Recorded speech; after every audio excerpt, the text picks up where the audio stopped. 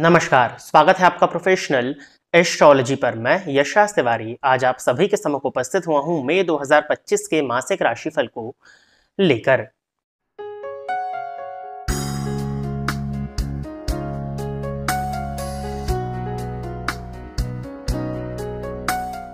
इस राशिफल के कार्यक्रम में हम चर्चा करने जा रहे हैं कि आपका ये मंथ कैसा जाने वाला है, आपका करियर ग्रोथ कैसा होगा, धन की स्थिति आपके लिए इस मंथ में कैसी होने वाली है, आपकी शिक्षा, आपका स्वास्थ्य, आपका दाम्पत्य जीवन, अविवाहितों के लिए ये मंथ किन उपलब्धियों को लेकर के आ रहा है, साथ ही साथ आपके व्यापार की क्या स्थिति इस मंथ में होने वाली है। यानी कि जीवन के विभिन्न पहलुओं पर आज के इस राशिफल के कार्यक्रम में हम चर्चा करने जा रहे हैं। जैसा कि आप सभी दर्शक जानते हैं कि राशिफल का जो कार्यक्रम होता है वो गोचर पर आधारित होता है, यानी कि प्रेजेंटली जो आकाश में ग्रहों की पोजीशन होती है उसके अकॉर्डिंग मंथ का जो राशिफल होता है वो तैयार किया जाता है। और मैंने सदैव अपने कार्यक्रमों में बताया कि गोचर निर्भर करता है आपकी जन्म कुंडली के प्लैनेटरी पोजीशंस और महादशाओं पर। यदि आपकी जन्म कुंडली की प्लैनेटरी पोजीशंस और दशाएं इत्यादि अच्छी चल रही हैं तो बुरा गोचर भी आपके लिए बहुत ज्यादा बुरा करके नहीं जाता है, और अगर अच्छी दशाएं नहीं चल रही हैं तो सामान्य सा दिखाई देने वाला गोचर भी आपके लिए कई बार बुरा परिणाम आपको दे जाता है। यदि आप अपनी जन्म कुंडली का अध्ययन कराना चाहते हैं तो इस वीडियो में जो नंबर्स फ्लैश हो रहे हैं उन पर संपर्क करके आप व्हाट्सएप के माध्यम से अपॉइंटमेंट लेकर के अपनी जन्म कुंडली का अध्ययन करा सकते हैं। अब सबसे पहले तो मैं आपको इस मंथ में जो ग्रहों का गोचर परिवर्तन होने वाला है उस विषय में अवगत करा देता हूं। तो हर मंथ की तरह इस मंथ भी सूर्य 15 मई को अपनी उच्च राशि मेष राशि को छोड़कर के वृषभ राशि में प्रवेश कर जाएंगे। साथ ही साथ बुध इस मंथ में 7 मई को मेष राशि में प्रवेश करेंगे एंड देन 23 मई को वृषभ राशि में प्रवेश करने वाले हैं। साथ ही साथ शुक्र इस मंथ के लास्ट में 31 मई को मीन राशि को छोड़कर के अपनी उच्च राशि को छोड़कर के मेष राशि में प्रवेश करने वाले हैं। और इस मंथ में दो बड़े ग्रहों का राशि परिवर्तन हो रहा है। गुरु राशि परिवर्तन करेंगे 14 मई को और ये वृषभ राशि को छोड़कर के मिथुन राशि में प्रवेश करेंगे। साथ ही साथ राहु केतु 18 मई को राशि परिवर्तन करने वाले हैं। राहु मीन राशि को छोड़कर के वक्री गति से कुंभ राशि में प्रवेश करेंगे और साथ ही साथ केतु कन्या राशि को छोड़कर के वक्री गति से सिंह राशि में प्रवेश करने जा रहे हैं। इस मंथ का राशिफल का कार्यक्रम जो आप सुनने जा रहे हैं, इस राशिफल के कार्यक्रम में हमने गुरु, राहु और केतु के विषय में चर्चा नहीं करी है। उसके पीछे रीजन ये है कि गुरु, राहु और केतु के राशि परिवर्तन को लेकर के मैं डेडिकेटेड एक अलग से वीडियो लेकर के उपस्थित होने का प्रयत्न आप सभी के सम्मुख करूंगा। साथ ही साथ शुक्र का गोचर 31 मई को चेंज होने वाला है, तो जो कि इस मंथ के लिए कोई बहुत ज्यादा इंपॉर्टेंस नहीं रखता है, तो वो हम जून के राशिफल में चर्चा करेंगे। आज का जो राशिफल का कार्यक्रम होने वाला है वो मेनली दो ग्रहों के गोचर परिवर्तन के आधार पर होने वाला है। एक है सूर्य जो कि 15 मई को अपनी मेष राशि को छोड़कर के वृषभ में जाएंगे, और बुध का परिवर्तन इस मंथ में दो बार है, 7 मई को एंड देन 23 मई को। तो इन्हीं ग्रहों के गोचर के आधार पर आज का राशिफल का कार्यक्रम आप सुनने जा रहे हैं। स्क्रीन पर भी आपको ग्रहों की गोचर की पोजीशन देखने में मिल जाएगी। यदि आप इस कार्यक्रम को देखते हैं और इस कार्यक्रम के माध्यम से आपका कुछ भी लाभ होता है तो आप इस वीडियो को लाइक करें, साथ ही साथ इस चैनल को सब्सक्राइब करें ताकि इन फ्यूचर जो भी कंटेंट मेरे द्वारा इस चैनल पर अपलोड किया जाता है उसका नोटिफिकेशन आपको मिलता रहे। यदि इस कार्यक्रम के माध्यम से आपका कुछ भी लाभ होता है तो आप इस वीडियो को ज्यादा से ज्यादा लोगों के साथ में शेयर करें ताकि और भी लोगों का लाभ हो और उसका माध्यम आप सभी दर्शक बने। आइए अब हम चर्चा प्रारंभ करते हैं राशियों के क्रम में 11वीं राशि अर्थात कुंभ राशि के जातकों के लिए मई 2025 का ये मंथ क्या लेकर के आ रहा है। कुंभ राशि के जातकों के लिए देखा जाए तो शनि का राशि परिवर्तन होने के बाद में शनि आपकी राशि से द्वितीय स्थान में संचरण कर रहे हैं जो कि आपके राशिश है, और अब आपको शनि की 7.5 की अंतिम ढैया चल रही है। कहीं ना कहीं शनि और राहु की युति है जिसके चलते आपको कुछ हद तक स्वास्थ्य से संबंधित परेशानियां, नेगेटिविटी या बेचैनी महसूस हो रही होगी, लेकिन इस मंथ के एंड होते होते ये परेशानी से आप मुक्त होते हुए दिखाई दे रहे हैं। सबसे पहले तो हम सूर्य के गोचर से इस राशिफल के कार्यक्रम की शुरुआत करते हैं। सूर्य आपके लिए सप्तम भाव के स्वामी होकर के तृतीय भाव में अपनी उच्च राशि में संचरण कर रहे हैं।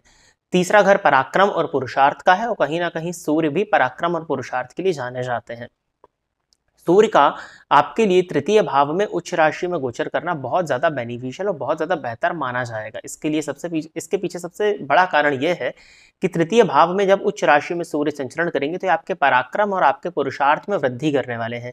आप जितना एफर्ट्स ले सकते थे उससे ज्यादा एफर्ट्स लेंगे। आप जितना पुरुषार्थ, जितना प्रयत्न किसी चीज के लिए कर सकते थे उससे कहीं गुना ज्यादा प्रयत्न और पुरुषार्थ इस समय पर करते हुए दिखाई दे रहे हैं। इस मंथ के फर्स्ट हाफ में आप जिस भी चीज को ठान लेंगे, आप जिस भी चीज के पीछे लग जाएंगे वो चीज आपको प्राप्त हो जाए, इस बात की प्रबलतम संभावना है। ये सूर्य आपके लिए तृतीय भाव में उच्च राशि में बैठ करके उत्पन्न कर रहे हैं।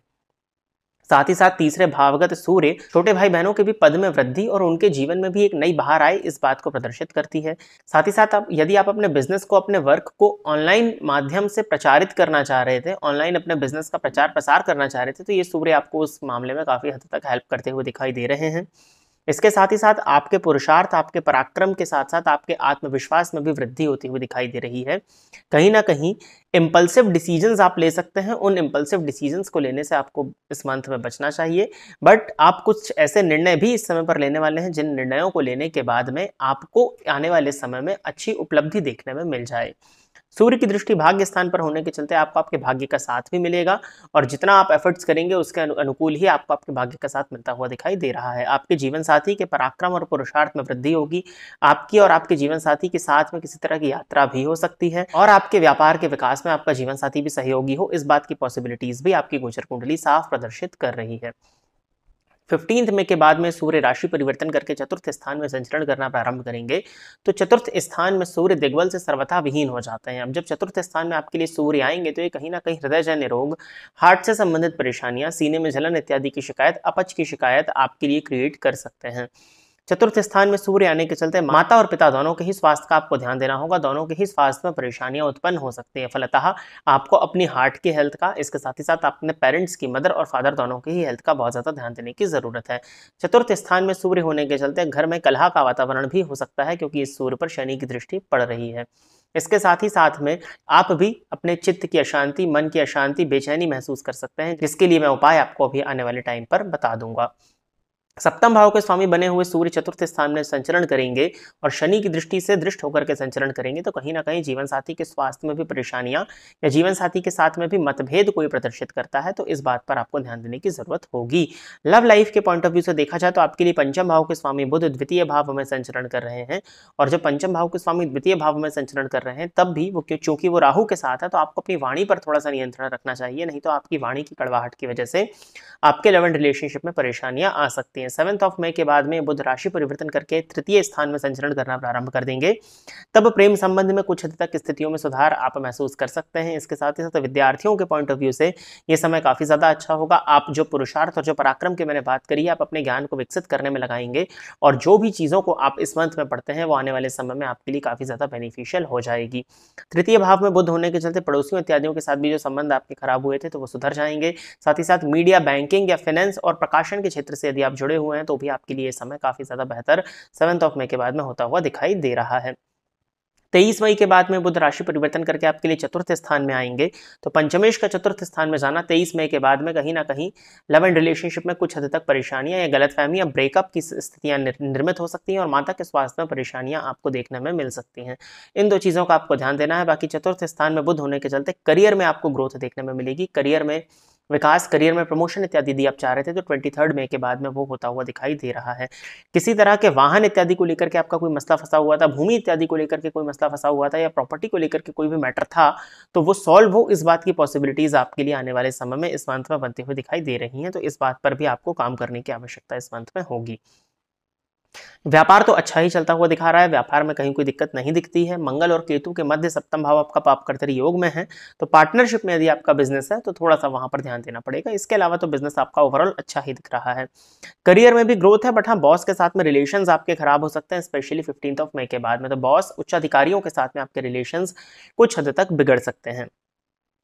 रेलवेज इत्यादि की जॉब के लिए यदि आप प्रयासरत थे तो आपको अपना फोकस जो है वो उस पर ज्यादा लगाने का प्रयत्न इस मंथ में करना चाहिए। बाकी विदेश यात्रा इत्यादि के लिए यदि आप प्रयास कर रहे थे तो इस मंथ में उसकी भी पॉसिबिलिटीज बनती हैं। यदि आप जाना चाहें तो आप एफर्ट्स ले सकते हैं। उपाय के तौर पर आपको 15 मई के बाद में स्पेशली सूर्य भगवान की अत्यधिक आराधना करनी चाहिए। सूर्य को जल दीजिएगा। नित्य सूर्याष्टकम का पाठ यदि आप करते हैं तो ये उपाय करना आपके लिए अच्छा होगा। और जो चित्त की अशांति और बेचैनी जो आप महसूस कर रहे हैं उसके लिए आप नित्य यदि नियमित प्राणायाम करते हैं तो प्राणायाम करना आपके लिए काफी बेहतर होगा।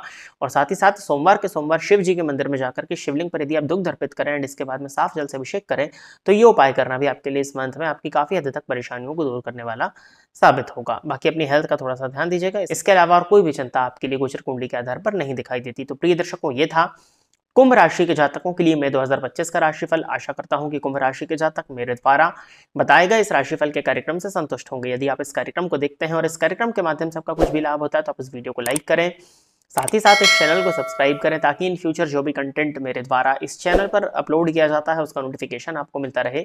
यदि इस कार्यक्रम के माध्यम से आपका कुछ भी लाभ होता है तो आप इस वीडियो को ज़्यादा से ज़्यादा लोगों के साथ में शेयर करें ताकि और भी लोगों का लाभ और उसका माध्यम आप सभी दर्शक बने। आज के इस राशिफल के कार्यक्रम में बस इतना ही रखते हैं। नमस्कार।